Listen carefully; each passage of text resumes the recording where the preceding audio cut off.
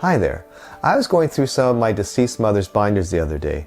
I found one that had letters that I had written to the family when I was away in grad school. In it, I found a story that I had written almost 35 years ago. I don't even know why I wrote this, but it immediately brought me back to my youth. You see, I was a victim of a lot of racism when I was growing up. It left deep wounds and had a huge impact on my life. Given the issues we continue to see with racism in the world around us, I thought I would read this story to you. I hope it can help you understand what it means to be impacted by those who judge and persecute you just because of the color of your skin. The story may help you to walk a bit in my shoes. It's a story called The Bus.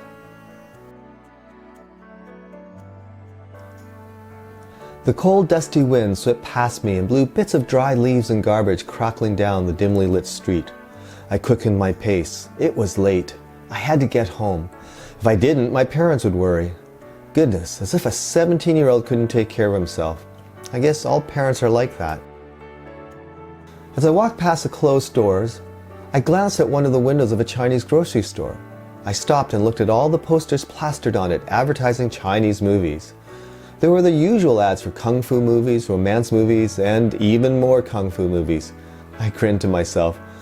Boy, other people must really think the Chinese are crazy watching all these violent shows. As I started to walk away, I caught my own reflection in the glass. The sight gave me a start. You know, sometimes I forget that I am Chinese Canadian. When I'm with my friends or at school, I forget that I have black hair, brown eyes, and a different color of skin. My English is fluent and my way of thinking is the same as everyone else's. Then every once in a while I see myself in a mirror, or I see a reflection of myself, and I realize again that I will never be like everyone else. I am Chinese. That means that in everyone else's eyes, I will always be different. I guess ever since I was a small boy, I was more aware of this than most other Chinese kids. I was the only Chinese boy in my school. In a way, I was a pioneer, and like a pioneer, I faced many hardships. I was very sensitive, and at the slightest teasing, I would fight back. Many days I would come home crying, partially because I was bruised physically, but also because I was hurt deep inside. I was too young to understand how cruel other children could be just because they did not know better. I hated being Chinese. I would have given anything to be white, like everyone else. I could see that my parents were hurt too, but they tried to protect me from the pain. They kept telling me to ignore them. How could I ignore the word chink or Chinaman yelled at me from all different directions? As I got older, so did the people around me, and the teasing started to subside as the kids my age began to realize that what they were doing was wrong. However, the damage was already done. When I was with my friends, everything was alright, but when I was by myself, I always found myself watching people, trying to anticipate who would say something rude to me. I tried to protect myself from any more abuse. I purposely walked far away from people who I thought would be the type who would throw racist remarks my way. It was my way of not having to face the fact that I was different. The sound of the bus rumbling down the street snapped me out of my reverie. I sprinted the half of a block to the bus stop and got there just in time. The door of the bus opened, greeting me with a warm rush of air. I walked up and put my change into the coin box. I sat midway down the length of the bus, which was empty. The bus jerked to a start and lumbered down the street. The closed stores and businesses rolled past my window, and soon there were houses as well as we moved out of the downtown district. The bus moved to the outskirts of the main business area, and we entered the disreputable part of the city. The houses were run down and unpainted, with long-deceased automobiles and other rusting pieces of twisted metal decorating the dried-out lawns. I felt myself shudder. There seemed to be an evilness out here, waiting to strike out at unsuspecting innocent people. As if to fulfill a prophecy, I felt the bus start to slow down. I groaned to myself. Through the front window, I could see two men waiting for the bus. As we drew closer, I could see their leather jackets and dirty jeans. One was wearing a shirt with the emblem of a heavy metal rock group on it. The other guy wore just a t-shirt and had a thick metal chain bracelet on, as if to complement his friend's shirt. These guys looked pretty tough, I thought to myself. The bus stopped and the door opened, letting them in. The hair didn't look like it had been cut in months, and it looked like they had just been to a party and were drunk. Or worse. Just my luck. They plopped themselves down just across the aisle and 4 seats closer to the front of the bus. I saw one of them, the one with the metal bracelet, look towards me for just a moment and then turn to his friend. He said something to him and they both started to laugh. In my mind, I could tell they were laughing at me and making Chinese jokes.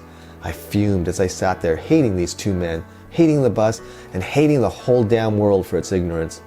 If they give me any hassle, I'll let them have it, I thought angrily to myself. The bus continued to rumble along its route. I grew more and more uncomfortable. Every once in a while, the man with the bracelet would turn around and glance towards me. He and his friend continued to talk in whispers and laugh crudely.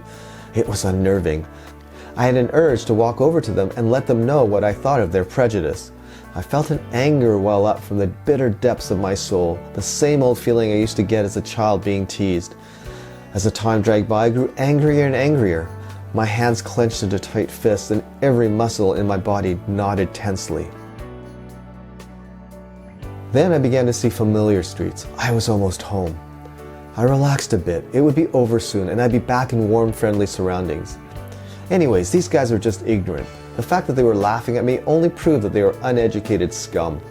The sense of superiority calmed me and eased the turmoil inside of me. The 2 guys continued to laugh, but I didn't care.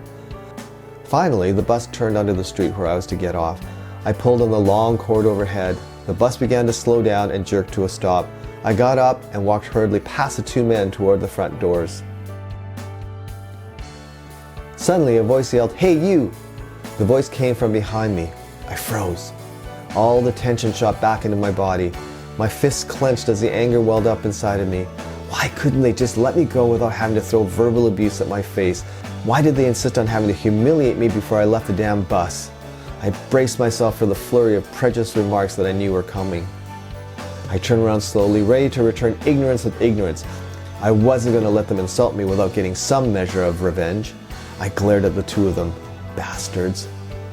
"You dropped your wallet when you got up," said the man wearing the metal bracelet. He had a smile on his face. "I'm sure you wouldn't want to lose it, buddy." I was devastated.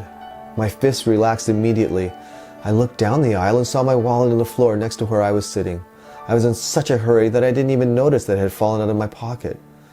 I mumbled a clumsy thank you and then walked back to pick it up. I felt shame enveloping my whole being. As I walked past the 2 guys for a second time, I gave them a stiff smile. They smiled back. Then they started to talk and they both glanced at the rear of the bus and laughed. Almost by reflex, I also looked back. There, where I hadn't noticed it before, was a picture of a nude girl taped to a sign that previously read $25 fine for vandalism. The word fine was crossed out and the picture was taped over the last word. I walked quickly down the aisle and out the bus. It roared off and left me standing alone in the chilly night air. I took a deep breath and I felt the cold air tingling in my nose and lungs. My body felt numb. As I stood there, I realized that I had the same fault which I hated most in other people. I too judged people by their appearance. I was as guilty as the people who judged me by the color of my skin. I took one last look at the bus disappearing into the distance and started back home. As I walked, a phrase which I learned in Sunday school kept haunting me. "Do unto others as you would have them do unto you," kept echoing in my mind as I walked down the dark, windy street. "I will," I said to myself. "I will." I hope you got something out of my story. Now, I don't claim to be a short story writer, but still, I do hope you enjoyed it. The music you heard in the background is from my band Critical Mass, and it's from a song called Devotion. You can find the full song at the band website at www.criticalmassmusic.org. I would encourage you to consider becoming a subscriber, where for about what it would cost for a cup of coffee once a month, you can help the band continue to make music videos as well as our life hack videos. You'll find links on the band website to join our community where we can journey together through life. As well, please consider subscribing to our YouTube channel, where we will put some of the life hack videos for all to see as well as all of our music content.